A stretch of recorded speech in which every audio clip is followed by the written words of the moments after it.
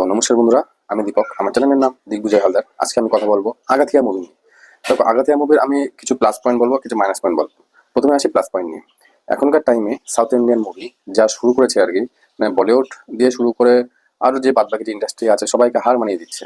এখন আগাথিয়া মুভিটা কেমন, এটার আমি যদি প্লাস পয়েন্ট যদি বলতে চাই, সেটা হচ্ছে যেমন হলিউড মুভিতে যেমন সিজিআই থাকে, সিজিআই এফেক্ট থাকে, বা আরো যে আর কি ভিএফএক্স যে ইফেক্ট গুলো থাকে, এখানে সেই মুভিতে এত সুন্দরভাবে চালনা করা হয়েছে, মানে কি বলবো, এক কথায় অসাধারণ বলা যায়।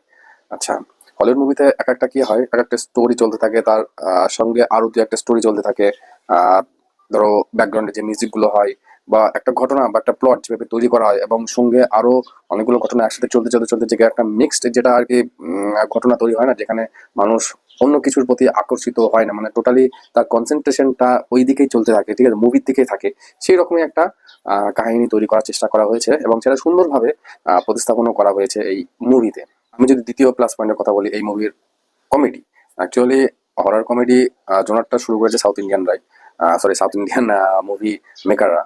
ওখানে কি হয়, অনেক আগে থেকে আমরা আর কি দেখেছি যে একদিকে হররের পার্ট চলতে থাকে, আরেকদিকে কমেডি পার্ট চলতে থাকে। তো দুটো যখন মিক্স যখন আসে, তখন একটা অদ্ভুত রকমের ভালোবাসার জিনিস তৈরি হয়ে যায়। আগেকার টাইমে আমরা দেখেছি শুধুমাত্র হরর মুভি হতো, অনেক আগেকার টাইমে। সেগুলো আর আমি আর কি নাম বললাম না। তো সেখানে শুধুমাত্র একটা রোমান্টিক কিছু দেখানো হতো, এবং সঙ্গে হররের আর কি কাহিনীটা আর কি দেখানো হতো। তো এখনকার টাইমে সেই রকম হরর মুভি তৈরি হয় না, যেটা চালু করেছিল সাউথ ইন্ডিয়ান মুভি মেকাররা।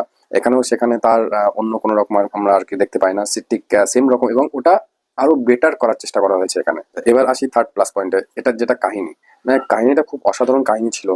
অ্যাকচুয়ালি সাউথের দিকে যে কাহিনীগুলো হয়, সেখানে একটু অন্যরকম স্বাদ আর কি পাওয়া যায়। যে যে কমেডি এবং সঙ্গে হরর ও কিছু রোমান্টিক যেটা আর কি মিক্সড থাকে না, তো সেটা দেখতে গেলে মানে দেখার সময় কি হয়, আমাদের অন্য কিছু আমরা আর কি দেখতেই পাই না, বা অন্য কিছু আমাদের করতে ইচ্ছা করে না। প্রায় 2 ঘন্টা 10 মিনিটের মতন বইটার টোটাল লেন্থ। তো তোমার কোনো সময় মনে হবে না যে আমি একটু অন্য কিছু দেখি, বা একটুখানি বোরিং ফিল হবে না। তো এই ছিল মুভির প্লাস পয়েন্ট। এবার কিছু মাইনাস পয়েন্ট আমি আলোচনা করবো। প্রথম মাইনাস পয়েন্ট যদি আমি বলি, যে এখানে কি হয়েছে, অনেকগুলো কাহিনী একসাথে মিক্সড করে এমন একটা ভাবে বইটা প্রতিস্থাপন করা হয়েছে, বা কি করার চেষ্টা করা হয়েছে, তাতে কি হয়েছে না, অনেকটা একটু খিচুড়ি টাইপের মতন হয়ে গেছে।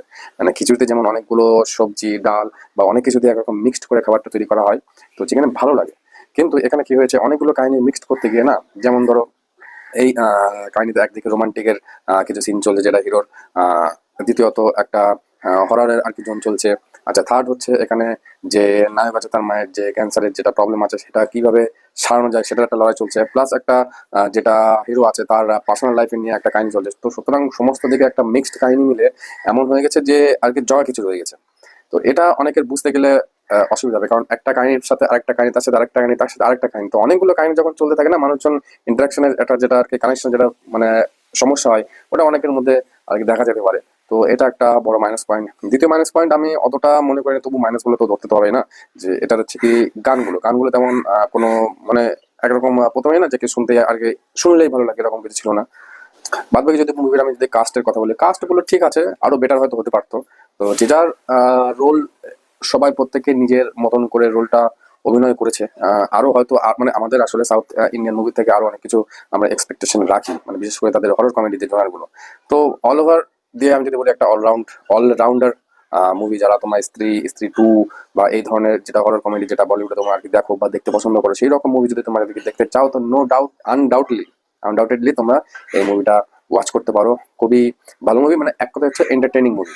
তো এখানে কোনো সময় এন্টারটেনমেন্ট নিয়ে কোনো রকম প্রবলেম নেই। তোমরা নির্দ্বিধায় যদি মনে করো যে না, একটা উইকেন্ডে তোমরা ভালো মুভি দেখে আর কি টাইম পাস করতে চাও, যেখানে তোমরা এন্টারটেইন হবা, তো তোমরা অবশ্যই মুভিটা দেখতে পারো। তো এই ছিল হচ্ছে মুভি রিভিউ।